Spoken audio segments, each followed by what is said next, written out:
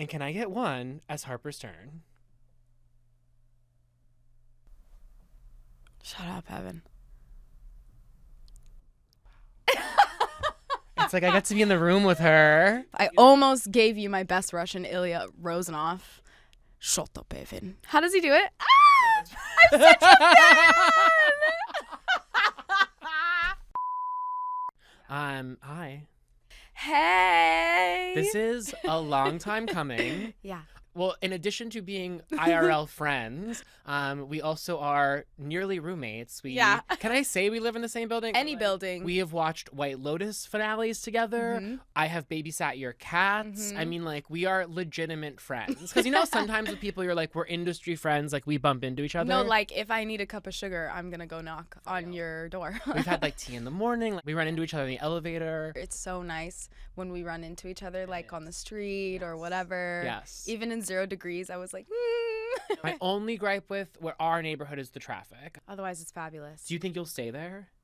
I would like to. But I ask because it's like so often when I bump into you, you're either on your way out or have just come from myriad travel. And not only do you have industry, you have multiple movies that you are promoting right now. I was like, girl, what are you talking about? But that's true. Well, you have one that came out relatively recently, but it's still in the ether. And then you have a horror movie, which is your return to the genre that I love you for so much. Anyway, which we'll get to. But needless to say, the girl travels quite a bit. So is that something that you get used to? Like, does Brooklyn still feel like home for you, or kind of like anywhere you go is its own home? No. I mean, No, not at all. Brooklyn is totally home for me. I was literally just on the phone this morning with someone. I said, I can't tell you how happy I am to be home. And home is really, like, home is Brooklyn, but home is also literally my actual apartment. I'm really connected to my things. I love my furniture. I love my dishware. I like the soap I have, you know what I mean? I love my bed. I just invested in a new mattress. And I got the feather bed topper from the Ritz-Carlton. That's good. Because sleeping is really important. The quality of sleep is important. And my home is my sanctuary. So really what it is like that exact space with all my things that are familiar to me. My cats, that's home. I have figured out how to travel well enough. I just got back from London yesterday. And I don't feel jet lagged, which is cool. I went to the gym yesterday. Wow. The way I solve it is like getting on the time zone as quickly as possible. Eat when I'm supposed to eat there. Exercise if I can to tucker myself so that I can go to sleep at an appropriate time, you know. And I've always been curious about this with you because you're traveling so much.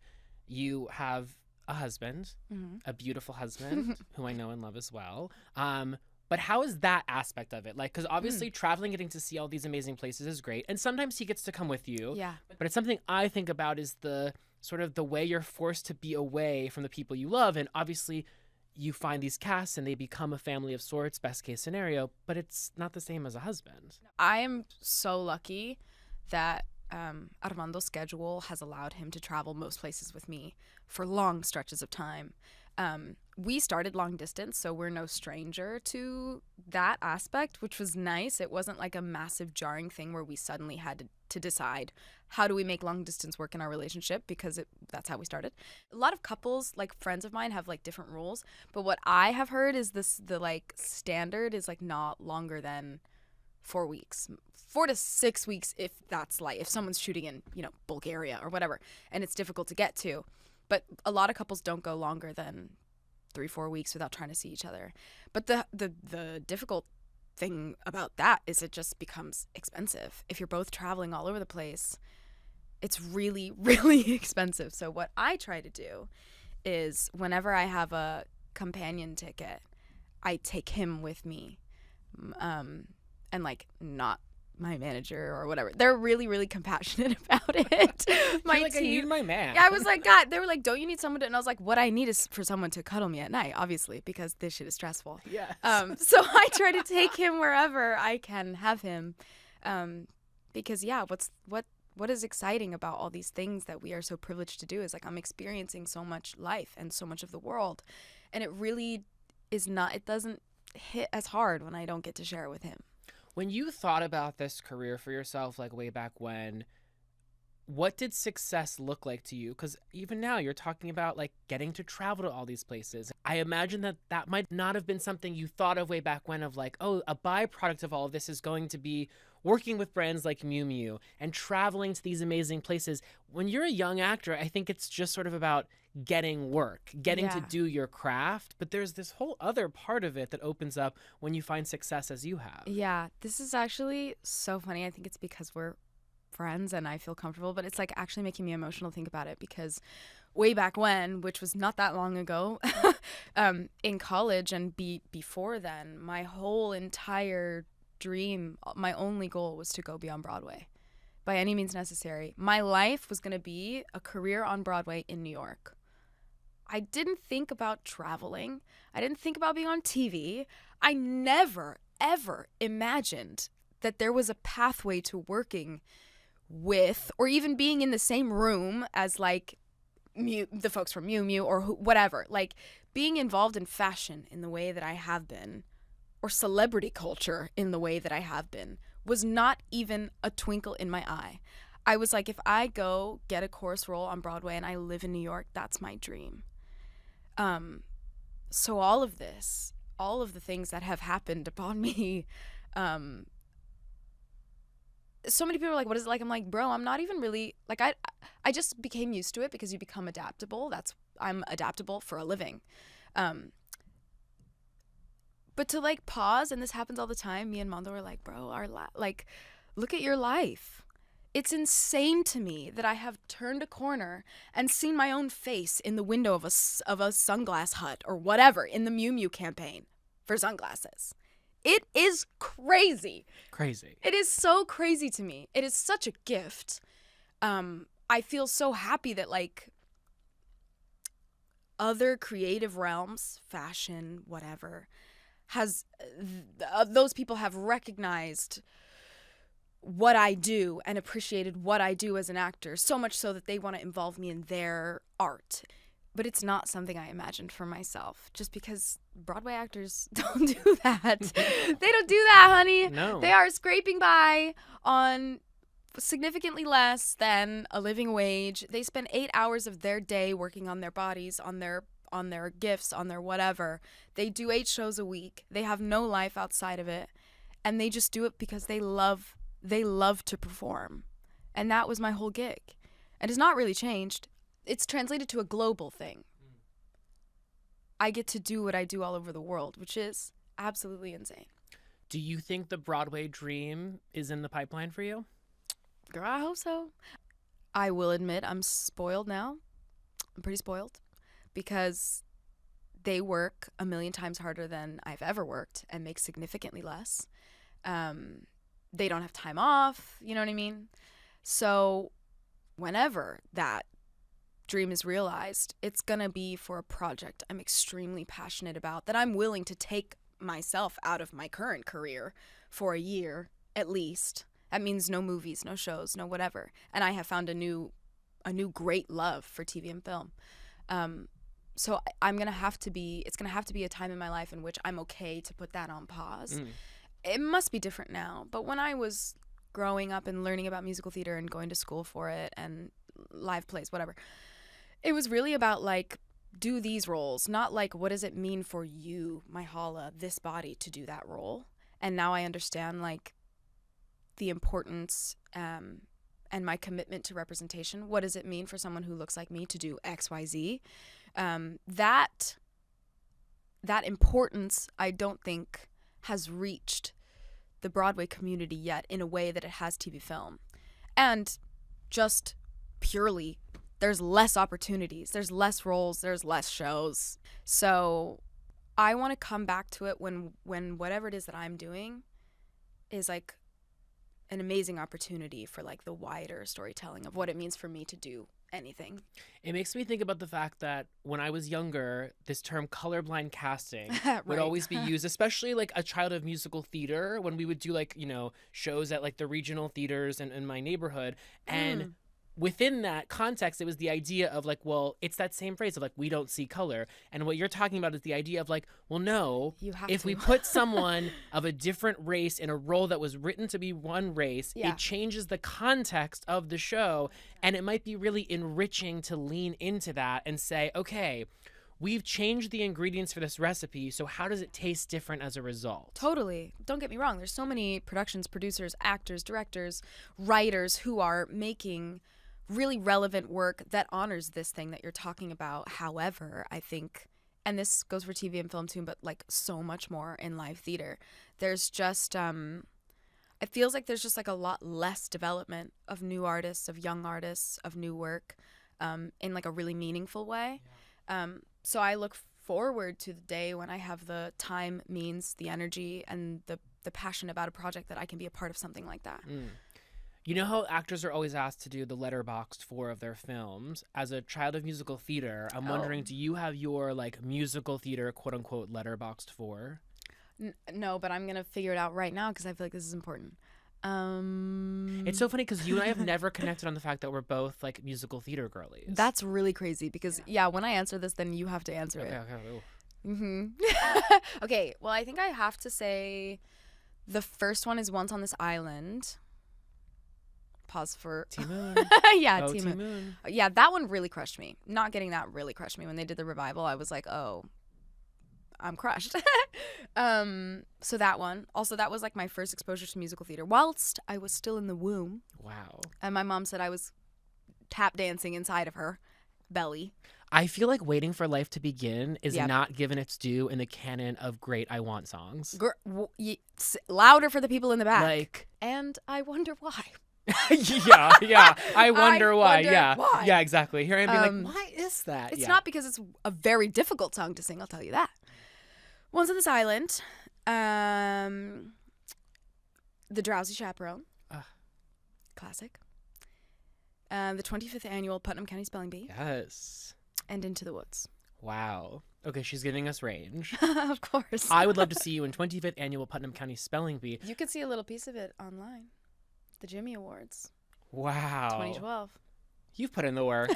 It's like the fact that you can YouTube you at the Jimmy Awards, that is a credential that is important. Thank you very much. You know, it's one thing to say you love musical theater. It's one thing to say you've done a musical theater. To have been on stage at the Jimmy Awards, that is of a different echelon. Listen, it was my life's goal.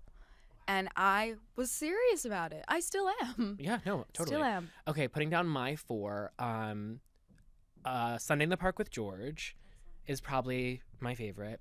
Gypsy. Oh, yeah, great. I also will stand by the fact that like I'm really into like musical theater structure. Yes. And I think the musical of Gypsy, there is no musical that is better structured. Like where you end that show from an audience perspective, you've lived 1,000 lives with Rose.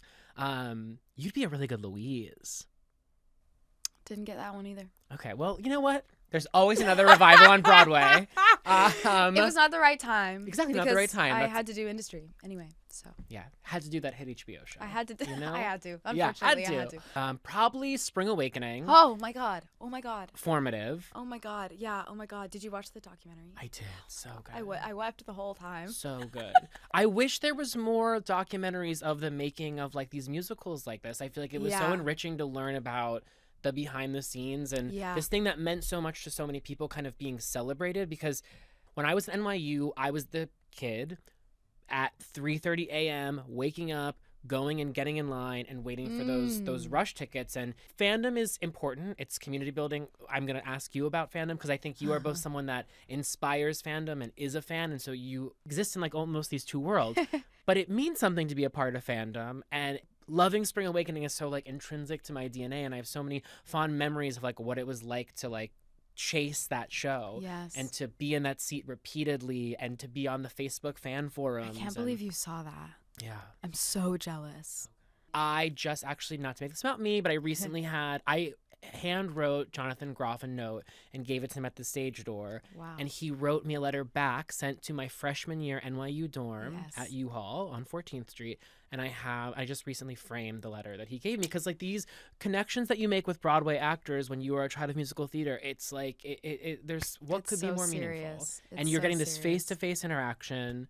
In my case, a handwritten letter. Okay, so that's 3. 4. I think I'll go. Oh God. Ooh. So wait. Oh. Okay, I'd have to go with Lloyd Webber. Yeah.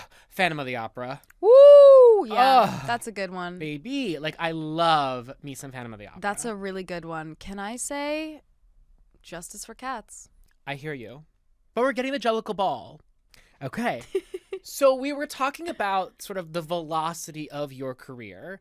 In 2000, before industry premiered, 2000? 2000. I was born. In 2020, yes, girl, yes. Before industry premiered, you had 1 feature film to your name and 1 guest appearance on a television show. Yeah. Those were your professional acting credits on screen. Yeah.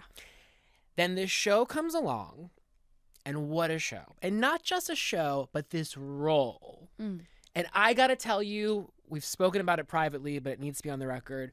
What you are doing with this role every season, but because I'm locked in right now with 4, I really can lock into 4. It is astounding. Thank you. The gravitas that you bring to this role, the way you fully flesh out Harper so that she feels so real, the way I fucking root for this woman. It's a necessary performance that if you are a fan of great performances, not only does this go on the list, but it's one you need to seek out. Okay, so with that out of the way, talk to me about landing this role and building Harper, because I imagine exciting prospect is you get to like be immersed in her for a few months, balls to the wall, then step out, live a bit more life, take on some other roles, come back to her. Rinse and repeat. Yeah, totally. Yeah, I mean, it was very much that. Everything about this job, the show, the role, my experience over 7 and counting years, over 4 seasons. And counting. And counting. Has been like a once in one person's lifetime experience. When I got the show, I had just found out I didn't get another thing that I tested for, that the director was like, you're gonna get this, it's yours, here's the rate, here's the this, la la la. We'd done the contract, everything. We'd done like a deal in anticipation of me getting this role, and I didn't get it. I was like planning how this money was gonna change my life, my family's life. I was, this was like, oh, my career's gonna start, and I was crushed. And it was like one of those times in which I'd been said no to enough times that I was like, what's wrong with me? I also was bald at the time. I was just wearing a shaved head and a little bit androgynous. So I thought, oh my God, like, do I have to grow my hair out? Do I have to be more like femme presenting? I was looking at all these other girls getting these roles that I wasn't getting. And I was thinking, do I have to be more like them? And so I was going through a bit of a post-grad crisis. And like maybe a week later, industry came along, the audition in my inbox as like any other audition. And I was like, oh, okay, I got to throw this on. I was like kind of depressed at the time, and I was meant to like go party with my friends. We were like pre-gaming before the club, and I forgot about this audition. And I was like, oh my God, can you guys film this with me before we go out? So I was like a little buzzed while I did the initial audition. And thank God, I don't know what they saw, because I watched those tapes back not that long ago, and I was like, what was I doing? But they asked me to do a callback. Do you know what I love about you? There's a world in which you're like, I have this audition, I can't go out tonight. And you're like, I have this audition, let's get this tape done before we go out. No, honey, I had to go. I wanted to go out. We had plenty of time. The sides weren't that long, Clearly I was going through it. I wouldn't do that today, but would I? I might. I might. You can't take yourself too seriously. You know what I mean? You take really the work seriously, can't. but not yourself. Yes.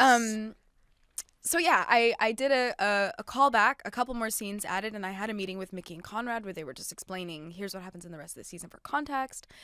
And then I did, after that, they were satisfied with those tapes. I did a not tipsy redo. I met with Lena Dunham. We did our callback in person. And then they sent me to Wales to do a chemistry read, and it was my first time out of the country. I had to get a passport and everything to go. And it was so funny. I remembered while I was literally on the train from London to Wales, I was like, wow, it's so crazy. When I was like in high school, I was on, I don't remember what they're called, but on YouTube, there was these like music channels, or it was like alt music from like around the world. And so many of my favorite artists were from London. And I was like, one day I'm going to get out of this town of San Jose and go to London and like be with the real artists. And I was like, wow, I've really done the thing. I was in Wales, but you know what? The thing could be defined in many ways. Absolutely. I did the chemistry read. I was the only one there for Harper. Most people, there was a handful of us. It was only one of us. And then a couple other roles, there was 2 people, but I was the only one there for Harper. And like 3 or 4 days later, I found out I got the role. Bizarrely enough, it was a couple days before my birthday, and I was also doing a workshop of Hell's Kitchen with Miss Alicia Keys. And I was like, maybe this is going to be my... And then I got the show, and I was like, oh, next time. They didn't invite me back anyway. It wasn't for me. But some really great things were all happening to me, like at one time around my birthday and whatever. And then they were like, okay, you're going to go shoot for 6 months in Wales. You're going to lead this show, and good luck. And I imposter syndrome my way through it and faked it till I made it. And it really, like, when it ended and I came back to the States, it was like, did that even happen? It was such a fever dream. And I was like waiting until it came out to prove to myself that it had actually happened.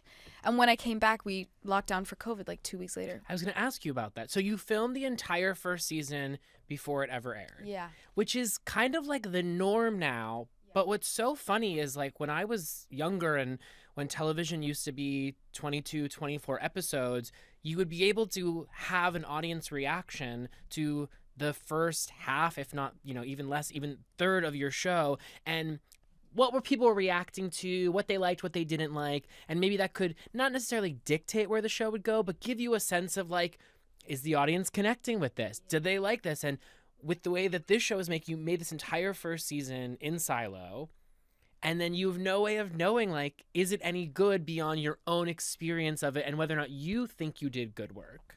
Yeah. Was that weird? Yeah, completely. Also, like, it was the first time I'd ever been sent screeners so that I could watch the show before I started to do press around it. And they were still figuring out what the show was. I mean, we didn't figure it out in the first season, but they were doing a bunch of editing, and I got a really raw version. It hadn't been colored. The sound wasn't done. And I was like, I am terrible in this show. I suck so badly. I was like, oh my God, my career's not even begun and it's over. Like, this is so bad. And then I saw the version that was like colored with the sound and everything, and it was great. But I didn't have the experience to understand, to be able to look beyond those pieces of the edit that were not there. It's amazing the difference all of the elements of an edit make on something's like level of goodness or its success.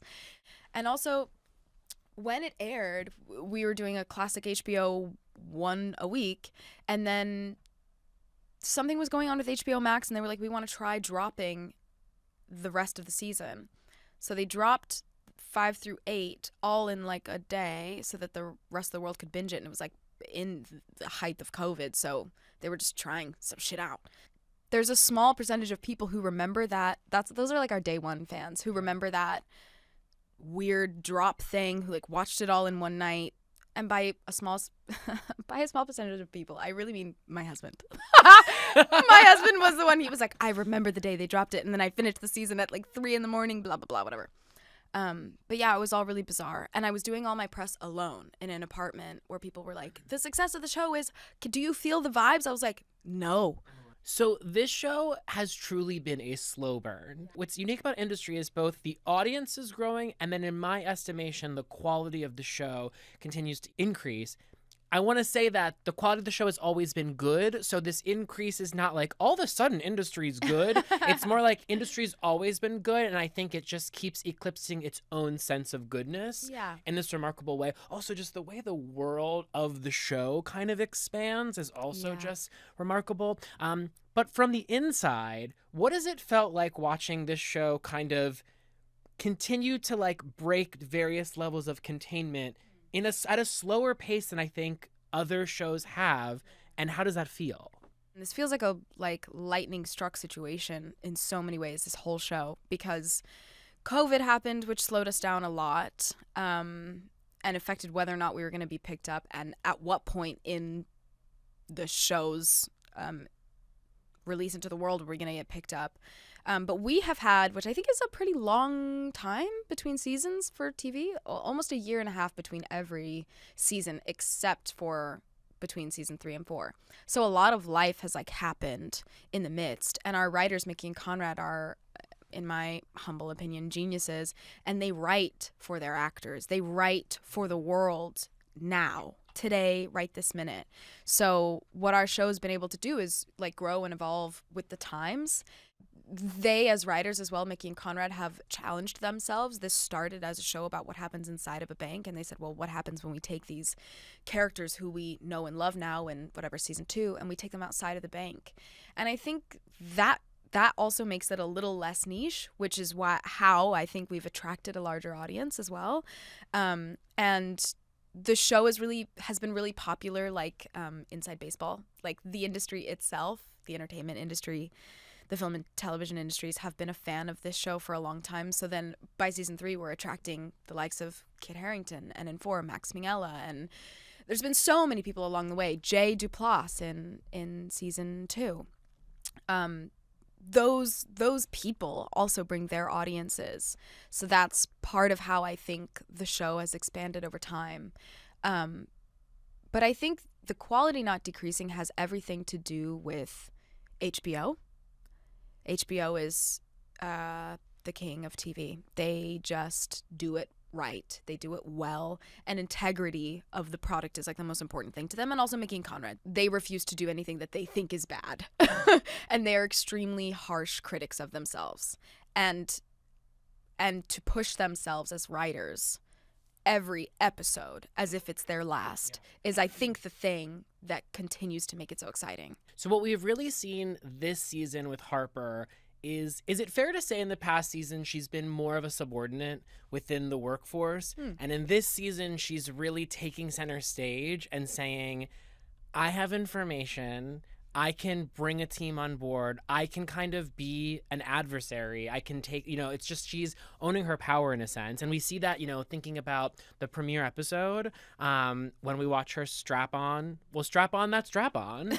But I really think in that moment, that really is a metaphor for Harper's journey throughout the entirety of season 4. How did you sort of view Harper as she existed at the outset of season 4, but, as we make our journey, as we make our way through the journey on. What did you make of Harper's journey in season 4 from the beginning to where we ended? And by the way, we ended on that plane. Stuart comes over. Thank goodness we got the announcement that we have a season 5. Yeah. It would have been terror to see that and then just be like, well, is that a series finale? Is that a season finale? Now we know. But yeah, talk to me about your experience of Harper through season 4. I was so excited, and I was like, finally, bitch, that I get to play her from a place of power. She's always been desperately clinging, clawing, reaching, and now she's holding firm. Because I think she says this, her reputation on the street now is that she's a bulldog and she's creative and she's got a clientele now. She's working at a fund. She eventually gets to break away and create her own fund where the choices are all hers. And I was so excited to do, what does it look like when Harper's still she's still doing risky business. She's still, making these plays that have no guarantee, and she's really sort of kind of playing catch up as she goes along, but it's not a desperate approach. It's a quiet, it's a still overbearing confidence, and a trust in her own ability and her own luck in this thing that I was really, really excited to play. And also it opens up a whole other can of beans. Like, her relationships now I think are a little bit different. The way she moves, some people are like, oh, it's really slimy, it's really this, but she moves in a way that is not unlike her male counterparts. Yeah. She's just doing the work that all of those dudes are already doing. Yes. She's doing it in a sexy woman body. Yeah. And human beings are slimy. Yeah, totally. Speaking of relationships, I'd love to touch down on Harper's relationship with Yasmin. Yeah. It's obviously, I was going to say it's been contentious from the outset, but that's not even true. I feel like the great thing about their relationships are the ebbs and flows of it. But certainly, you know, we delved into new territory recently. There's a great tweet going around just saying something akin to the fact that, like, everyone on Industry is bisexual, and this season especially. Yeah. But we get this great moment at the end of 7 with you and her going out together. She just says she needs a night out. She wants a Lord night out. Yeah. We all know what a Lord night out is. Perhaps you had a Lord night out when you were first doing your reading your My sides Lord for night the out show. was right after my audition for Industry. I'm sure it was. And I want to hear about your friendship with Marisa. I mean, obviously you guys have this relationship on screen between Harper and Yasmin, but I think part of what informs that relationship is how close the two of you are off screen. I think if Marisa and I didn't deeply, deeply love and respect each other, Harper and Yasmin just couldn't be who they are purely on the page. And Mickey and Conrad say this all the time. They say, like, you know, we write for the actors that we have. We're inspired by their relationships. This is true about me and Ken Long, who plays Eric Tao. I mean, Talk about chemistry. we love each other. This is the thing. Like, we have such a deep love and respect and a long relationship with one another that everything we are as real friends is underneath Harper and Eric. It's underneath Harper and Yasmin. Because on the page, every time I read a scene between Harper and Yasmin, I'm like, why are they still friends? How could they possibly? They've been through so much. It makes no sense. But the truth is, they love each other like sisters, because Marisa and I love each other like sisters. And Mickey and Conrad see that and they say, okay, because it's television and these are the characters we have, like, what could they possibly do to each other and still come back from, because the love is so deep and the history is so long. I say all the time, and my team sometimes are like, girl, but I'm like, give me a chemistry read, please. Like, it is so important to me that whatever it is that I'm doing with someone and I need to have chemistry with them, that it's there, because it makes a world of difference. If Marisa and I didn't like each other, the characters, the show would just not be what it is. And I'm passionate about making good art. I'm passionate about creating relationships that are deeply meaningful and confusing and challenging to the story and to the audience and to us as a people. Like, this is why we like this show, because it's challenging. So yeah, I love Marisa. I was in her wedding. It was super duper fun. It looked fucking fun. Those photos were great. Amazing. I mean, you talk about this sisterhood between them on the show, but you know, we did get they were making out in that club. Yeah. At the end of 7. So can you talk about what happened there? And obviously we've seen a lot of kissing. We've seen a lot of everyone's fucking. A lot of things. You've seen everything, I think, actually, at this point. A lot of things. Yeah. Things I didn't even know you could see on television, and lo and behold, there they are. And I'm not complaining. But yeah, can you talk about that kiss in the club? You said something interesting, which you were like, oh, I feel like you like love a fandom but are also a fan. Like, yes, I'm also a fan. I'm a fan. I love to love things and be involved.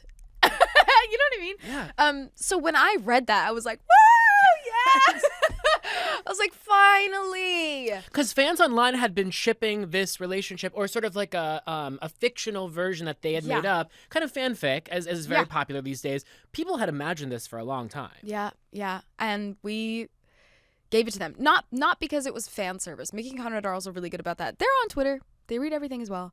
But they're not doing any of that to, like, satisfy the audiences. That kiss was not meant to be homoerotic. It just happened to be. No, that was an extension into the physical world of their deep love for one another. Like in musical theater, they say, what happens to these characters? Why do they sing? We sing because spoken word no longer suffices, right? And in that moment, they needed to be held. And they had a tender, platonic kiss. They were also definitely on drugs. Let's not forget that part. Yeah. They had to have been very high. Yeah. You kiss your girl when you're high. Who has not kissed their girlie when they were high? Come on. And they wanted to feel young. That's what I was doing when I was younger than I am now. Yes. So please, by all means, fans and also me, continue to ship the fanatical version of this relationship. Like, we love that. It's fun. It's exciting. You know, it brings the audience members together. Yeah. It gives you a sense of community. But really, it's a lot deeper than, like, they were kind of horny. On the note of being a fan, I think that that's something that it's easy to look at fandom today and talk about the toxicity of fandom. Yeah. But on the flip side, I think that there's so much goodness in fandom. And part of fandom, as it exists today, often is being online. And being online is, especially, you identified in a recent profile as chronically online, and it's something I definitely feel about myself as well. I think we are amongst the chronically online, which I think a lot of people are, for better or for worse. But it's easy to sort of zero in on the for worse aspect of it, sure. Yeah. But can you talk about the good aspects of being chronically online as it relates to fandom and community? What are they? Yeah, are there any? Are there any? I think it's that, feeling a sense of community. This is kind of like a wider conversation as well. It's like, is the internet a good thing or a bad thing? Like, good things and bad things can happen on a platform that connects people. Yes. And in a world where so much stuff occurs on the internet, our show happens online. You can't have every single person who loves industry watch every episode at the same time. So the beauty of that is being able to be like, there are other people in the world with other perspectives all over who are enjoying this, and I want to engage in a conversation about it. What was that app thing where you could like log in and you could like speak, and they had big conferences about stuff? I think it was in COVID. Do you remember? House Party. Yes. Okay, I did the coolest house party ever when industry came out in 2020. And it was a house party of all these young Black people in finance who were watching industry in real time. And they invited me, and I got to talk to them, and it was super duper cool. And that wouldn't exist if like fans of things didn't get on the internet and find one another. And so many people reached out to me, and they were like, it's so cool that you joined us. This show is so important to me in terms of representation, la, la, la. So this is the thing, the beautiful thing, the opportunity to find community on the internet. The inevitable thing is I think people have some thoughts that might not be nice, but they feel empowered to share them also on the internet. And that is kind of just like a product of being alive. How do you balance that? Because I, too, am someone that people have said negative things about on the internet. And one thing I see sometimes people say is they're like, well, he went and searched his name. And I'm like, I guarantee you, I'm not searching my name. The algorithms will bring you the negative shit that people say about you, even when you try to avoid it. No, I will shamelessly admit, I absolutely have Googled my own name. I absolutely have searched in Twitter my own name. How'd that go for you? This is why I have done it more than once. Overwhelmingly well. Usually, and I feel like I'm really lucky, usually I see nice things about the show that I'm passionate about. And let me be really clear, I only ever really do this when the show comes out. And I have actually like seen some people say some stuff about my work that was not necessarily complimentary that I also agreed with. And that to me is educational. I'm like, okay. See, I had the same feeling about this scene or this thing. Somebody else noticed it. Okay, cool. How then can I use that to inform the choices I make going forward? I choose to see it as an opportunity to just better my work instead of taking that as like a bad thing. I'm still of the mind that like art should be criticized within an inch of its life, or else how are we going to know to make it better or change it or evolve with the times. I'm glad you said that because, you know, we always have this news cycle comes up every once in a while. And I don't know, sometimes I think an actor or something will say it and then other actors will be asked about it and it kind of snowballs from there. But it will basically be like people within the creative community pushing back at the idea of the importance of criticism. And Why? I think why that conversation gets like kind of like murky is that the idea of what a critic is today is more hard to define than ever. Yeah. There existed a little bit more standard bearers at one point around you're a critic, you work for this publication, you went to school for did people go to school for criticism, journalism? Anyway, but like I'm a BFA. you in had the bona criticizing you. fides to make it seem as though you were someone who your perspective was Yeah, valuable. your opinion matters in the space. But then totally. these days, someone will go on Twitter and spout off, you know, one of those lengthy tweets, and sometimes from a random account, and sometimes I'll read it and I'll be like, wow, like I had never thought about that. That is a really interesting perspective. User XIV 2006, like Yeah. 696969. Yeah, it's me. That's you. I found you. It's me. That's your burner. But so it's interesting because I am of the mindset of like, yeah, I really appreciate the institutional standard bearers like critics and everything. And yet I do think there is value in random people logging on and spouting off their opinion. Yeah. But then by calling it, all of it criticism under the same umbrella, it invites in so many bad faith critics. I don't ingest it the same as I would like a someone who has a BFA in criticism. Do you know what I mean? Yeah. You have to use your own discernment. You have to have like a level of confidence in yourself to like not let that knock you so hard. It doesn't really always work for me. But maybe also I have a habit of just taking the stuff that is useful and leaving the stuff that isn't, good, bad, or otherwise, you know?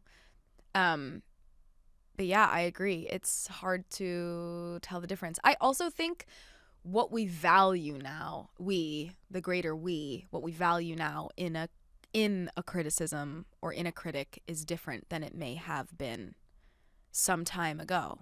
Because I think we are slowly descending into madness and an obsession with celebrity that I have never known before. So I think regardless of where they went to school or what BFA they have in criticism, people are like, I'm listening to you because you're famous and I like you. Yeah, talk to me about that, because one of these interesting things we've seen come up, especially recently, is people, whether it be at film festivals, on carpets, in profiles, what have you, being asked about their opinions about a myriad of issues that extend beyond just their work. So some of it can be like about the industry, right? Asking them like, what are your thoughts on AI or these impending mergers or whatnot? And then other instances is asking them about, you know, what's going on in Gaza or, you know, the Trump administration, what have you. And sometimes we've seen really inarticulate responses, and then those people being criticized for not being well-spoken enough on these subjects. And one of my immediate reactions sometimes is wondering why we place so much importance in celebrity and their thoughts. With that, there are some celebrities, like I know you love Mark Ruffalo, I do, that are great examples of like have really smart, thoughtful, considered opinions and have a megaphone and use it really effectively. One of my larger worries is this expectation that everyone can be a Mark Ruffalo, when I think Mark Ruffalos are more rarefied air and should be taking up more oxygen. Yeah. Mark Ruffalo is an actor, a career actor, who happens to also invest himself deeply in politics and social justice and feels called to let that be a huge part of his life and let that be public facing. I agree. I think I'm one of those people as well that like it's just in my nature to like care about social justice. Politics a little bit gets crunchy for me because I'm Gen Z. That's not true. I'm actually a millennial. I'm just a cusper. But wait, are you really? So you're? I'm 96. The last living millennials. Wow. But anyway, yeah. I mean this is like what you're saying. It makes me feel like we as a people are obsessed with celebrity. So like if you're a celebrity, you don't have the same rules. You don't have the same rules. The same the same humanities are not expected of you. So if you're, you could say it well, you could say it poorly. People are going to have something to say about it because you're a celebrity, and like we can say whatever we want about you because you're like not human. We wouldn't say it to you to your face probably, but it doesn't really matter because you're not a real person. You're a celebrity. I feel like there was a time when actors were not necessarily celebrities. And now the way that film and television has integrated with fashion and celebrity culture has now created this thing that like actors also kind of have to be celebrities if they want to have XYZ happen in their careers. This is the thing I struggle with as well, being like vulnerable and authentic. But when you're a celebrity, you're a personality, and that's not even all the way real. It's this desire to, as fans, and I almost use air quotes when I say it because sometimes I don't even think that's the word for the way people, a certain subset of people treat celebrity. I don't even necessarily know if fan is the word, but it's this idea that like we want them to be completely dimensional, but we also require them to be flattened. Totally. Right? And so it's like this, we want these seemingly, these things that are in conflict with one another. Yeah. I've seen several instances of a celebrity being asked about an issue, whether it be political or social justice, and say, I don't have a good answer, I'm not well read on that, and them getting their ass handed to them. And I'm like, would it be more sufficient if they lied and gave you whatever answer you think you want, but it had nothing behind it? Would that be more satisfying? I'm of the mindset of like, I'd rather the honesty of like, I don't know, and maybe I should read up on that. You're so damned if you don't that it makes it hard to have meaningful conversations. Yeah, I agree. And figure out who actually cares about what. Now, having been like in this world long enough, like I know that I can say this and it gets taken so far out of context and confused and la la la, and I'm like, I would rather not say anything at all. It's not like damned if I do or damned if I don't, but it's like the danger of this being taken so far out of context to not only my career but like my friends and family or whatever, it's so, wow, that's really interesting. I just lost my train of thought. I'm really curious. I'm kind of woo-saw. I'm really curious if that was because whatever I was about to say I shouldn't say for this very reason, or if I just forgot. Well, it's gone now. No, it is interesting. It's one of those things I think a lot about with regard to the fact of what do we want out of our celebrities in 2026? Yeah, totally. And I don't think there's an answer, and I don't think it's monolithic per se, but I think there is a strange desire, an expectation that I think a lot of people have around visibility, transparency, access. Yes. And there's something about it that a lot of people treat it as very implicit. Yeah. That it's like, oh yeah, like we just have the right to know everything about these people, and we have the right to ask them about anything and have them expound upon anything. And in my mind, I'm like, I don't necessarily need to know every celebrity's take on XYZ things, bringing the Mark Ruffalo of it all back into it, when there are people like him who, as you said, have dedicated part of their life's work to this, then I find it really valuable. Yeah. That's why I like things, for instance, like the Ice Out pin kind of invites the conversation from a reporter side of things to be like, this is clearly something that's important to you. So as such, maybe I can ask you about it and maybe you'll have something to say about it. There's also something to be said about, like, you don't know what anyone's family is like. You don't know their background. You don't know their citizenship status. Like, some people actually literally can't talk about some things. And that's the unfortunate thing about everyone feeling like they have an entitlement to, like, judge someone. You just don't know, you know? Yeah. This is the tricky thing with being, well, not just an actor, but it's like, you want an environment in which you feel as comfortable as possible to just speak. But the fear of that is, if you just speak... I'll just speak.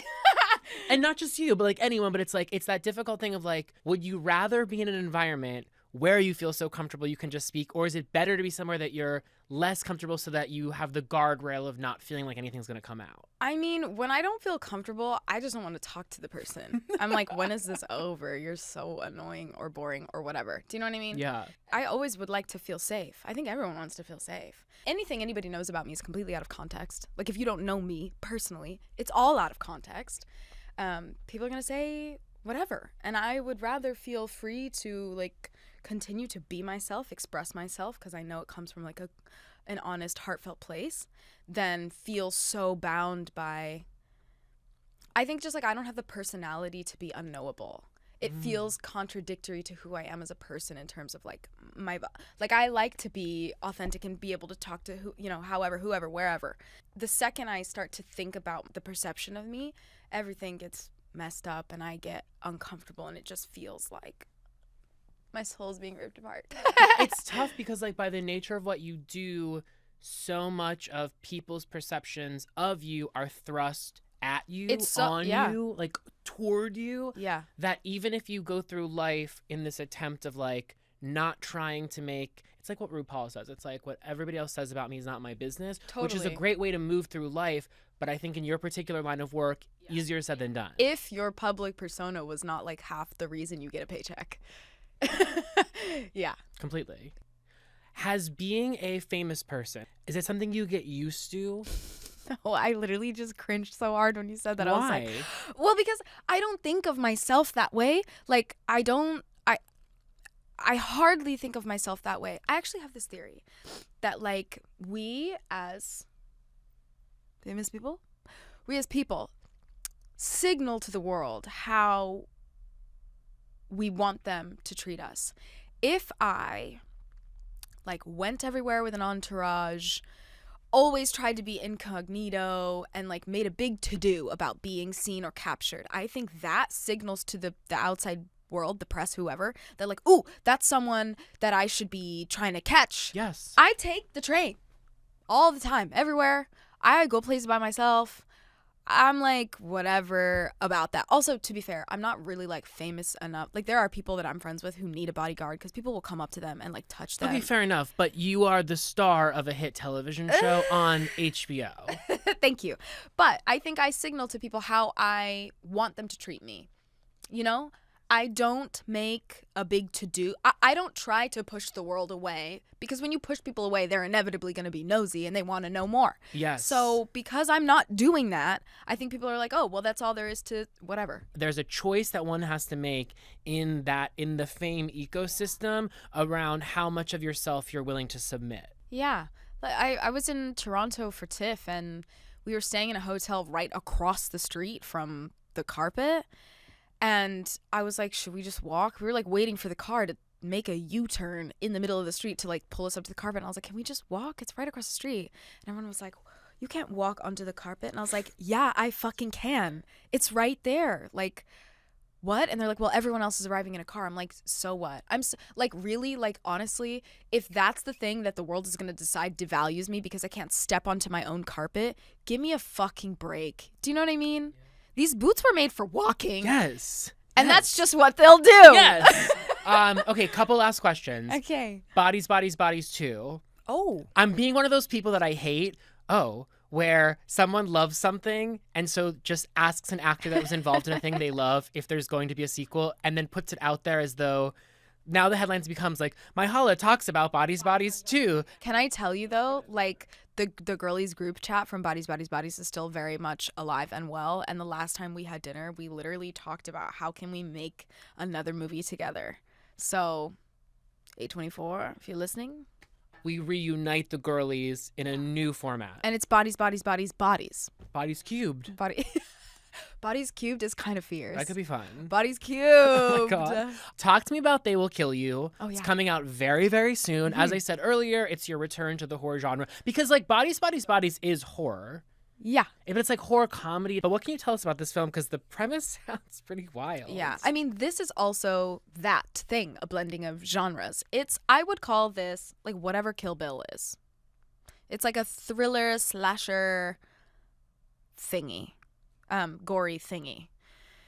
But it's cool. I mean, it's like so actiony. Kirill Sokolov, who's our director, is like a gamer. He loves video games, and he shot the whole thing, and it feels like you're sort of in a video game. It's really cool. Zassi, who is our lead slasher girly, the work that she does physically in this movie is phenomenal. She obviously had a stunt person, but she does like, I don't know, more than half of the stuff in the movie, or at least attempted most of it while we were shooting. We've got a really awesome cast. Patricia Arquette is there, Tom Felton. And it's really fun and it's really funny. There's some amazing needle drops. I would say anticipate having a great time in the theater. And can you tell people what the premise of the film is and what role you play within all of it? Yeah, so young girl gets out of prison and she goes on a search for her sister. And she finds her sister in a very old hotel in New York. And she pretty quickly discovers that the hotel is housing a satanic cult. So she has to, and the entire building is made so that you can never leave. So she has to fight her way through this building to find her sister and then attempt to escape. I'm seated. So They Will Kill You is coming out soon. Obviously, Industry Season 4 just wrapped. We got the announcement about Industry Season 5. Yes. I read that you are developing some stuff of your own as well. Yes. Anything you want to tease about that? Because I am very curious. And I read that there might be a queer bent. I have written and I'm working on a handful of things. One of them is so gay you won't even know what to do with yourselves. That one I'm really excited about. It's a series. But yeah, nothing's been bought yet, so I don't know that I should necessarily. It's all copywritten, but Okay, but there's stuff percolating. There's stuff percolating so much. I mean, I want to make my own stuff. That wasn't always my goal, but now I'm like, oh my God, I have stories to tell. Let me go tell them. Let me go, figure it out. You have stories to tell and you have experience making art with people that have taught you and given you the mechanics to figure out how to make these stories in your head, how to bring them to life. Yeah. And you have an audience that wants to see them. Are there any aspirations you have outside of acting or creating work in the entertainment sphere? Yes. All the things that are coming to me have nothing to do with work. I'm like, I want to buy a house. I want to start a family. I want to, you know what I mean? I am extremely passionate about vintage, about fashion. And I also love other old things like furniture and whatever. I would love, my husband and I have this fantasy, this dream of one day when we're old, whatever, of having like a cafe and shop that has stuff from our farm that we've developed and antique furniture and knickknacks and maybe some clothes. And also we do a matcha series, and I've got relationships with farms in Kyoto, and I love Martha Stewart. So maybe some, homemaking thingies. I really like candles, like a Flamingo Estate kind of vibe. Mm. I would love that to be a part of my future. I also really want to make a cookbook that is centered around my journey with gut health and adjusting my lifestyle for that, and how I have been able to make comfy comfort meals out of stuff that's still nutritious and made from whole foods and not that expensive and not too hard to make. Okay, well, I gotta follow up on that. I mean, can you talk to me about your journey with gut health? Woo, girl, we do not have enough time. But the short and the long of it is, while filming Bodies, I think this sort of happens to everyone around 25. They figure out that everything they've ever done in their lifestyle has been slowly killing themselves, and they have to start again, right? And rebuild their gut microbiome, flora, whatever thing. So I got a functional nutritionist who I'm obsessed with, Kendra. Shout out Kendra Boba, you're amazing. She just started her own practice. If anyone wants to go, I'll hook you up. Oh, please. But I just learned about what my body needed, what it was fighting, and how I can support it holistically. Because the thing that got me in trouble during Bodies was taking too many antibiotics. And antibiotics will kill everything, good and bad bacteria alike. So it was all about, for example, you can eat 2 Brazil nuts a day, which will help regulate the thyroid, and having a vegetable snack between your breakfast and your lunch is going to help with your metabolism in a kind of way, that sort of thing. And corn is technically a carb and one of the hardest things to digest. Oh my God. Yeah. So does popcorn qualify as corn? I think so. Oh my God. I think it does. That one, I mean, I eat popcorn and I eat corn. Consciousness. Right? It's just about knowing. I also and I think this happens when you grow up, but I also transitioned to not eating and then directly laying down and going to sleep, because you get fucking heartburn. And while you're sleeping, if you go to sleep right after you eat, you're digesting, so your body can't actually be in full restfulness because it's So the more you know. Thank you so much. I'm so glad we finally got to do this. Yeah, me And I too. just want to again say, because I love, love, love Harper Stern. Me too. I love her. I love watching you light up that fucking screen. Thank you. I'm so sad that this season is over, but I'm so happy to know that it will always exist and that we have another season coming. And I just want to congratulate you. What a run. Thank you. What a run, but what a run sounds like it's the end of the run, but what a run and what a runway. Yeah. Thank you so much.